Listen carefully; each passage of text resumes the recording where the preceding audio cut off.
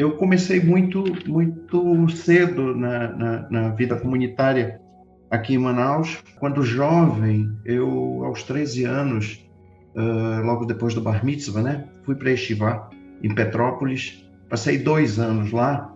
E quando voltei aqui para Manaus, me envolvi com os jovens, né, daqui da comunidade. Em especial aí, aqui com o Xavier Tzibur, na época, que era o hoje rabino Moisés Mescani, e na época ele não era rabino, mas nós começamos a fazer juntos algumas atividades, né, com relação a jornalzinho, reunir jovens, algumas coisas assim, mas isso não durou muito tempo, porque na época eu tinha 16 anos e recebi o convite, né, pessoal da Aliata Nor na época, de ir fazer a classe brasileira em Israel. Então eu fui para Ieminó, terminei o segundo grau lá, passei 2 anos em Ieminó. Daí voltei para cá, para Manaus, depois desses 2 anos. E na época o presidente da comunidade, o senhor José Laredo, ele me convidou para ir dar aula na escolinha.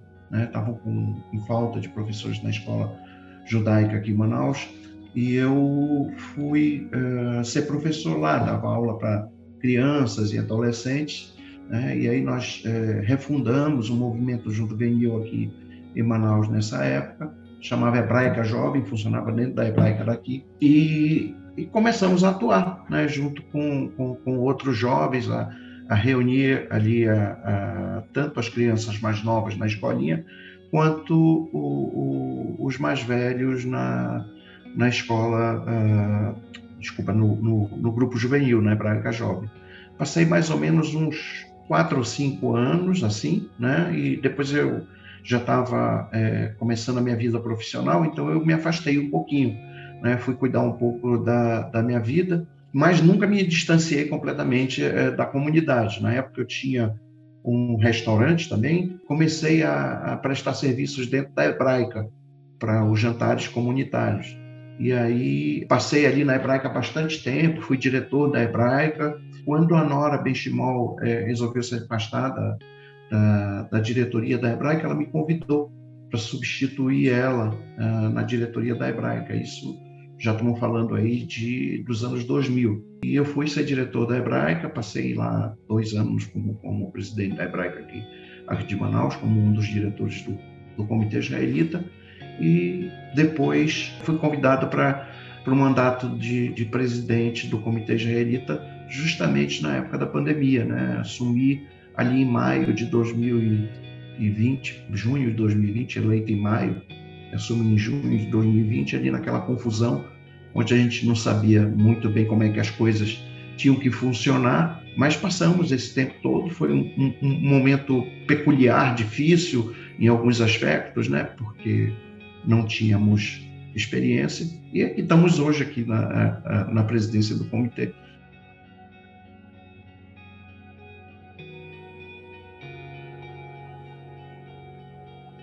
O Comitê Israelita, nós assumimos ele em meio àquela situação da pandemia. A gente já vinha participando das decisões da diretoria do Comitê Israelita aqui há algum tempo, tanto quanto como diretor da Hebraica, como membro da comunidade também, né? Quando pegamos a situação da pandemia, a gente aproveitou esse momento para tentar organizar um pouco a parte formal da comunidade. Nesse momento, um dos nossos associados, ele vendo essa nossa intenção e essa nossa vontade, ele nos propôs pagar toda a certificação para o ISO 9000. Então, nós, nesse primeiro período, fazendo aquele trabalho, como eu falei no primeiro momento, de tentar levar a vida comunitária na pandemia, a gente também estava trabalhando na organização do ISO 9001, né? Fazendo todas as reuniões, cuidando da preparação para as auditorias, né? Esse é uma parte bastante que a gente tem que tomar bastante cuidado, né? Porque nós temos processos que, não só processo administrativo, mas a gente também tem processos que envolvem a vida judaica em si. E isso nunca tinha sido tratado aqui no Brasil, segundo a empresa que fez a nossa certificação, que foi a AMB, nunca tinha sido tratada dessa forma, dentro de uma estrutura de certificação de ISO. Então, para isso, tivemos que fazer muitas reuniões com membros da Hevra, com membros da sinagoga, com membros da hebraica, para poder a gente tirar daí uma estrutura organizacional mais assertiva, né? que tentasse cumprir toda aquela parte de legislação, realizar auditorias internas, tá certo? Todo essa coisa que a ISO pede.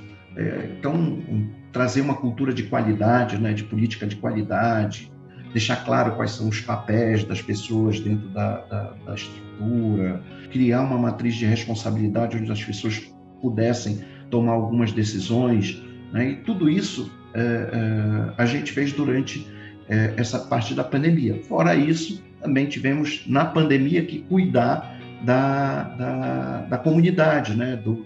Da saúde mental da comunidade. Então, vários aspectos, como transmissões dos nossos eventos por internet, era uma coisa que a gente nunca tinha feito. Eu acho que ninguém nunca tinha feito isso, né, no mundo, mas a gente teve que adaptar tudo isso, e adaptamos e conseguimos levar durante esses 2 anos aí a vida comunitária, graças a Deus.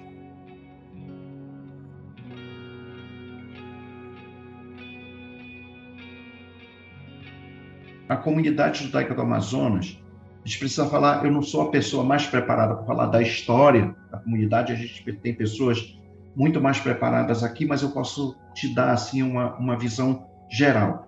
A comunidade judaica do Amazonas, ela já está aqui no Amazonas há 200 anos, desde o final do século XIX, século XVIII, aliás. A gente já tinha movimento de pessoas vindo do Marrocos e ali da Península Ibérica, aqui para a região. Essas pessoas, no início, elas chegavam ali na cabeça do rio Amazonas, na foz do rio Amazonas, ali em Belém, e elas se organizavam um pouco e elas entravam para dentro da floresta, indo chegar em cidades pequenas, e elas foram até Iquitos, no Peru, né?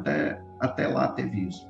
Então, enquanto houve o boom da borracha, como chamam, essas pessoas puderam se fixar na calha desses rios e formar pequenas comunidades em várias cidades, tá? Então, aqui no Amazonas em especial, a gente tinha Itacoatiara, Parintins, Maués, Tefé, Lábrea e muitas outras, tá? Com o tempo e com o declínio da questão da borrachas, essas famílias acabaram migrando para a capital, para Manaus, né? Então, hoje, a maioria dos judeus está residindo aqui na cidade de Manaus. Com o início da Zona Franca, no final dos anos 60, início dos anos 70, também vieram judeus de outras partes do Brasil, e aí algumas famílias de São Paulo, Rio de Janeiro, migraram para cá, já não mais de origem marroquina, como as primeiras, né? Aí também tivemos algumas famílias Ashkenazim que vieram para cá, mas que acabaram se adequando e se relacionando com a cultura sefaradi marroquina amazônica, né? Então, a comunidade hoje de Manaus, ela tem a gente, no último censo, chegou a um número aproximado de 800 pessoas. Isso a gente fala aí de mais ou menos umas 250 famílias.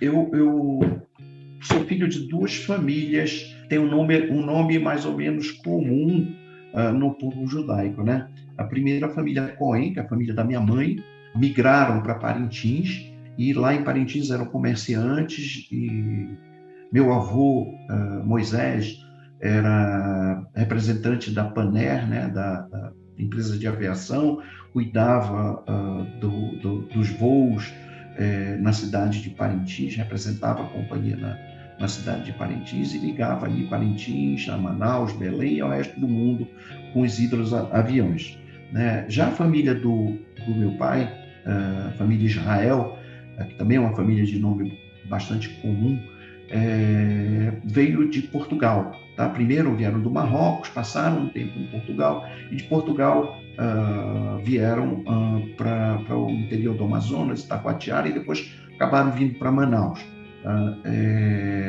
O vovô Davi, pai do meu pai, sempre foi um cara muito relacionado dentro da comunidade, uma pessoa muito atuante dentro da comunidade. Ele foi um dos fundadores do Grêmio Azul e Branco, que depois acabou virando a Hebraica aqui de Manaus, né? Ele era contador e era jornalista também. Ele tinha um jornal judaico independente, né? Um jornal que ele criou, e ele trazia para dentro desse jornal notícias da comunidade, notícias do Brasil, notícias do mundo, e eu imagino que ele hoje seria uma espécie de youtuber, alguma coisa assim, né? Com a imprensa. Ele era o cara que trazia as notícias para as pessoas dentro da comunidade, escrevia também um pouco da história da comunidade. Essa coletânea de jornal, a nossa família ela guardou isso. Hoje essa coletânea ela está lá no acervo no Museu da Diáspora Israel, no Beit Futsot, né? Então um trabalho muito bacana do vovô Davi. O meu pai também, já comerciante, né? Ele também, assim como meu avô, era uma pessoa também muito ligada na vida da comunidade. A família da minha avó, a avó Alegria, que era casada com o vovô Davi, era mais religiosa. E então meu pai ele aprendeu muita coisa do que nós chamamos aqui de meldar, de rezar, né? Meldar em Hakitia quer dizer rezar, né? E o meu pai ele aprendeu muito isso, era um excelente razan, mas também era um excelente administrador, e ele participou sempre da vida comunitária. Foi diretor em várias diretorias aqui do Comitê Israelita. O vovô Davi foi pai dele, né? Foi vice-presidente do comitê e fundador também, um dos fundadores ali do Comitê Israelita do Amazonas, que hoje tem 90 anos, o Comitê Israelita. Então, a família dele era uma família que sempre participava muito disso. Meu pai, ele participou diretamente no gerenciamento da comunidade, da sinagoga.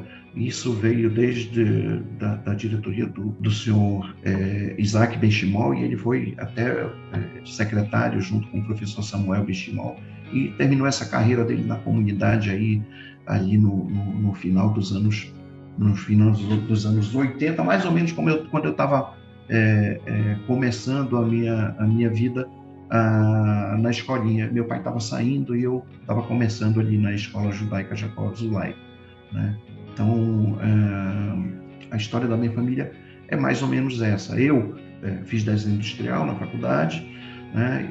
E sigo hoje aí administrando, cuidando do financeiro, uma clínica nossa de hemodiálise.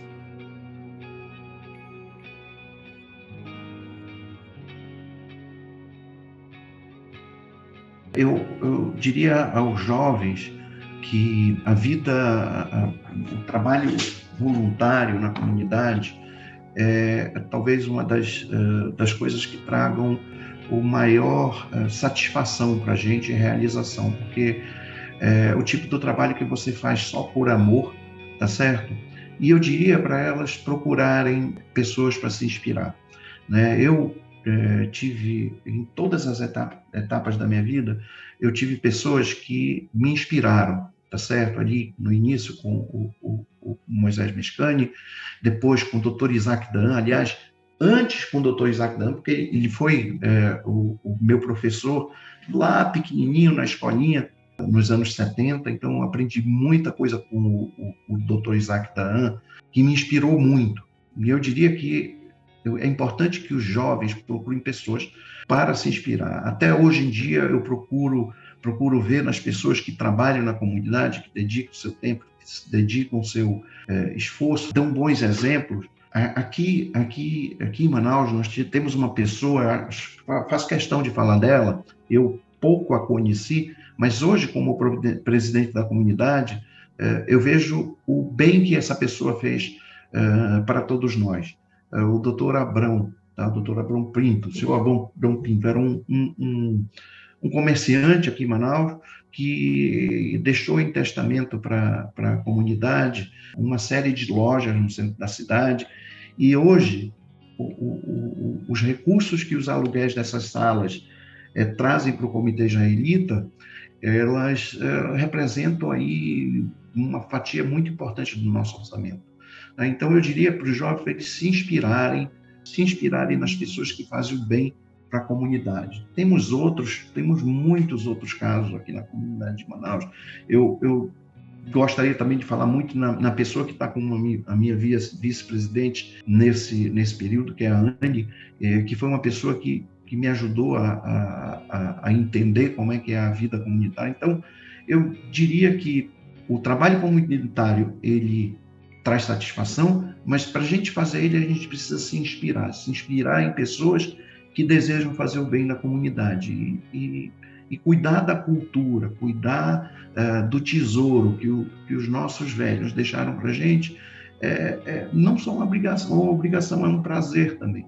É uma coisa muito boa, traz muita alegria, e eu espero terminar aí eu estou no segundo mandato e espero terminar esse segundo mandato com o máximo de jovens possíveis trabalhando junto com a gente. Voltando de novo à questão da pandemia, né? A pandemia ela trouxe todo um problema de ter dado uma cessada nas atividades, então a gente tem feito muitos esforços para trazer os jovens para perto, tá? Mas a gente tem conseguido e tem tentado dar bons exemplos para esses jovens, para que eles possam se inspirar em todos e levar para frente aí o legado que nós recebemos.